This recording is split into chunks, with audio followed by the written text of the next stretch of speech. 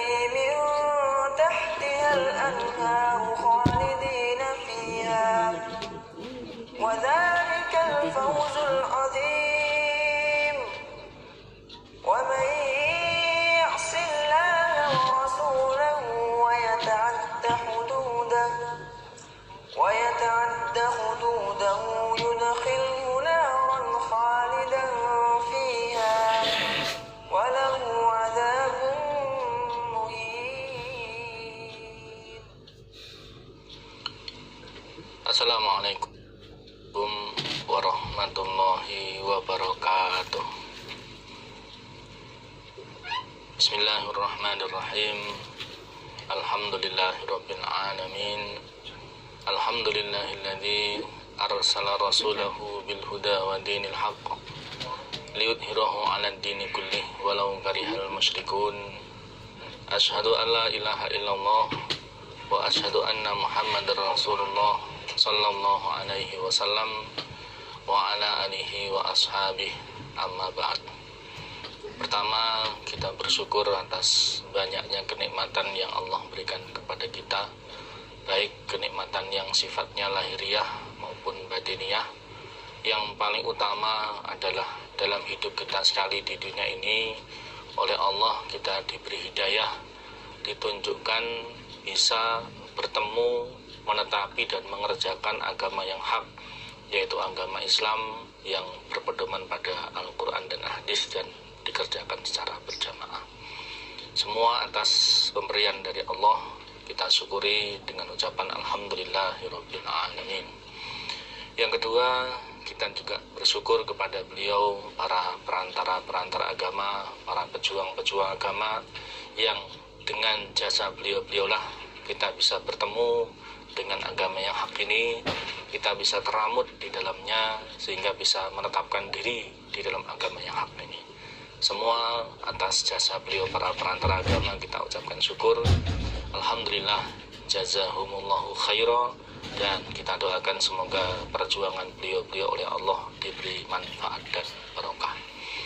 Dan juga tidak lupa kepada semua saudara-saudara, bapak-bapak, ibu-ibu, mas-mas, mbak-mbak, dan juga adik-adik yang melonggarkan waktunya untuk mengikuti pengajian kita pada kesempatan kali ini. Atas kesabarannya, ketaatannya, kesadermuannya, saya menyaksikan dan juga mensyukuri dengan ucapan Alhamdulillah, jazakumullahu khairan. Moga Allah selalu memberi manfaat dan barokah.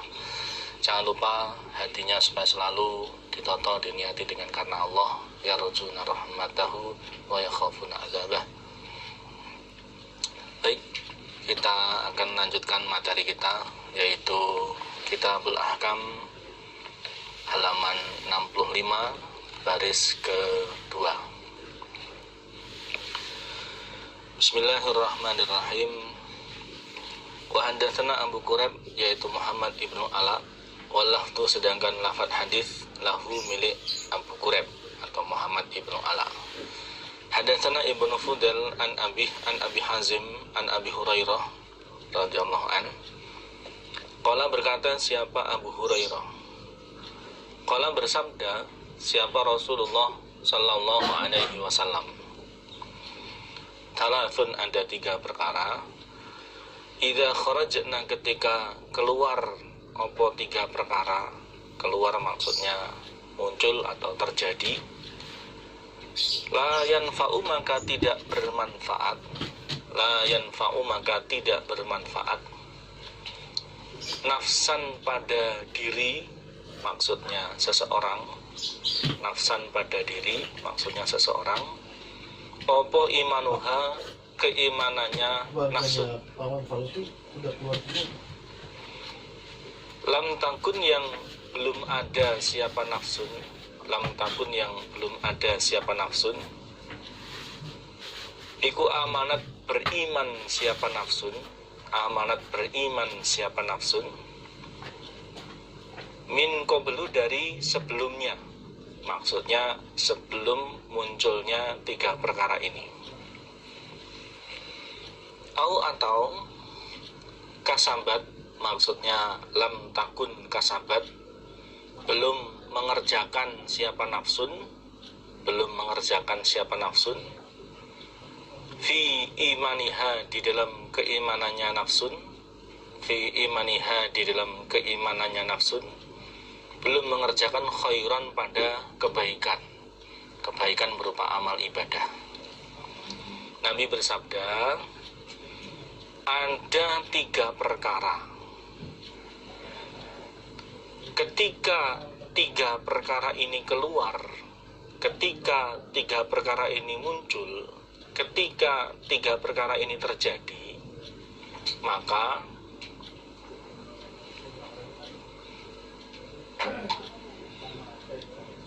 keimanannya seseorang yang belum beriman sebelum munculnya 3 perkara ini, maka keimanannya seseorang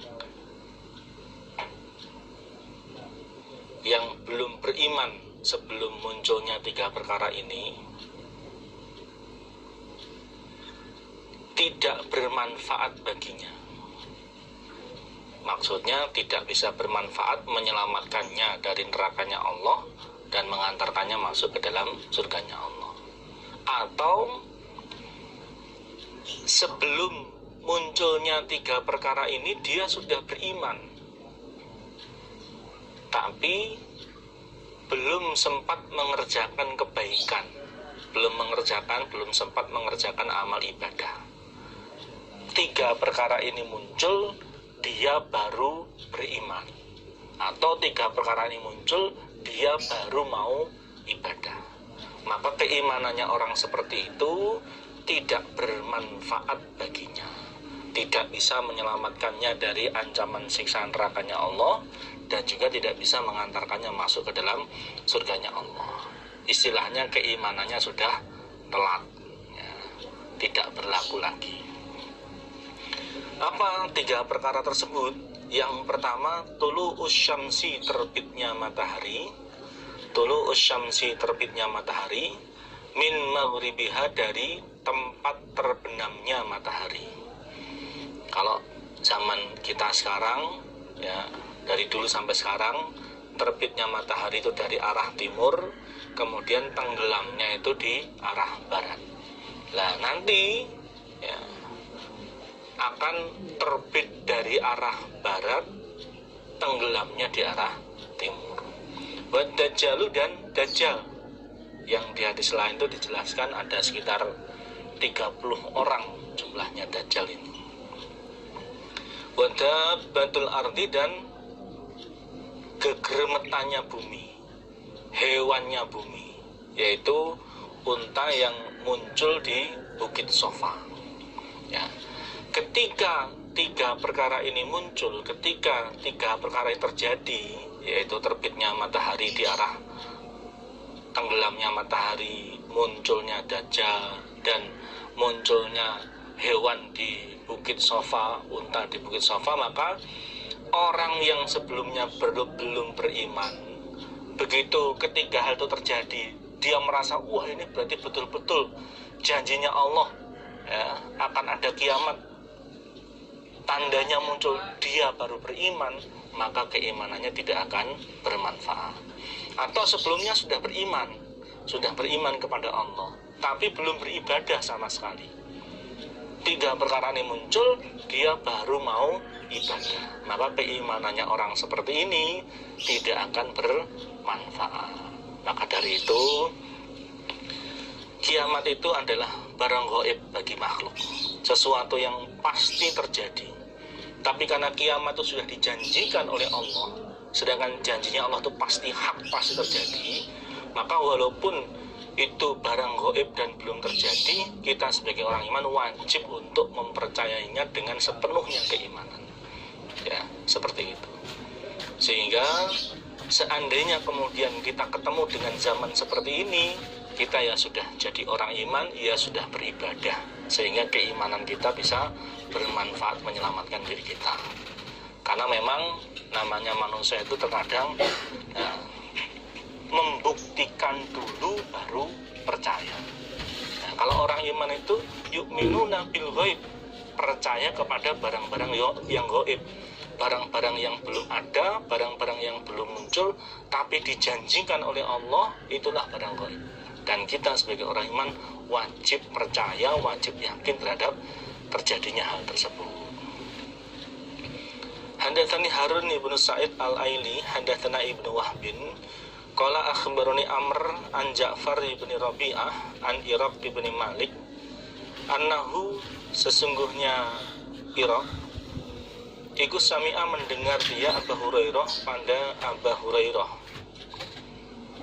Yaqulu berkata siapa Abu Hurairah, Inna Rasulullah sesungguhnya Rasulullah sallallahu alaihi wasallam iku qala bersabda siapa Nabi, la targhabu janganlah senang kalian,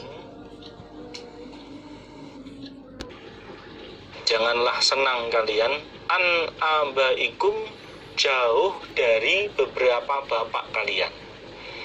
Janganlah kalian senang jauh dari bapak-bapak kalian. Maksudnya la targhabu an abaikum itu janganlah kalian benci kepada bapak-bapak kalian. Walaupun mungkin bapaknya itu mengerjakan sesuatu yang mengecewakan bagi kita. Tidak boleh kita itu benci lahir batin kepada bapaknya, sampai tidak ridho, tidak terima, malu, bahkan tidak mengakui beliau sebagai bapak kita. Itu tidak boleh. Seandainya pun kemudian tidak cocok dengan perbuatan beliau, dengan sikap beliau, dengan pandangan beliau, yang kita benci itu adalah perbuatannya, bukan orangnya, bukan sahsunnya, bukan orangnya. Nah, caranya bagaimana? Ya, dinasihati. Ya, man ra'a minkum mungkaran falyughayyirhu biyadihi. Dicegah dengan tangan kita. Kalau tidak mampu, ya fabilisani, dengan lesannya dinasihati. Kalau tidak mampu ya fabiqalbi, dengan hatinya. Selalu didoakan supaya bapaknya itu terhindar dari perbuatan-perbuatan yang jelek, sikap-sikap yang jelek. Ya, seperti itu. Tidak boleh kemudian malu dengan bapaknya, bahkan sampai tidak mengakui beliau sebagai bapak kita. Itu tidak boleh. Ya. Faman maka barang siapa rohiba yang senang dia an abihi jauh dari bapaknya, maksudnya barang siapa yang benci kepada bapaknya, benci lahir batin kepada bapaknya, bahkan tidak mengakui beliau sebagai bapaknya, fahuwa maka dia orang iku kufur. Ya. Barang siapa yang benci lahir batin terhadap bapaknya, bahkan sampai tidak mengakuinya sebagai bapak, maka dia adalah orang yang kufur. Kufur di sini maksudnya bukan kafir. Kufur di sini maksudnya dia mengerjakan dosa besar yang bisa mengantarkannya masuk ke dalam neraka. Bukan kafir, bukan kharijum minal milah, bukan. Ya. Artinya dosa besar yang bisa menjerumuskannya masuk ke dalam neraka. Dan apabila ada orang yang seperti ini, supaya dinasehati. Ya, seandainya ada teman kita, tetangga kita, kenalan kita yang berbuat seperti ini, supaya dinasehati, ya kan begitu. Apakah karena bapaknya itu melarat, apakah bapaknya itu mengerjakan perbuatan yang tidak kita senangi, apakah bapaknya itu kemudian tidak menuruti permintaan kita. Jangan sampai benci kepada bapaknya, bahkan sampai tidak mengakuinya sebagai bapak. Itu dosa besar, ya. Maka supaya bertobat, doakan yang baik-baik kepada bapaknya, supaya bapaknya bisa merubah sikap jeleknya menjadi sikap-sikap yang baik.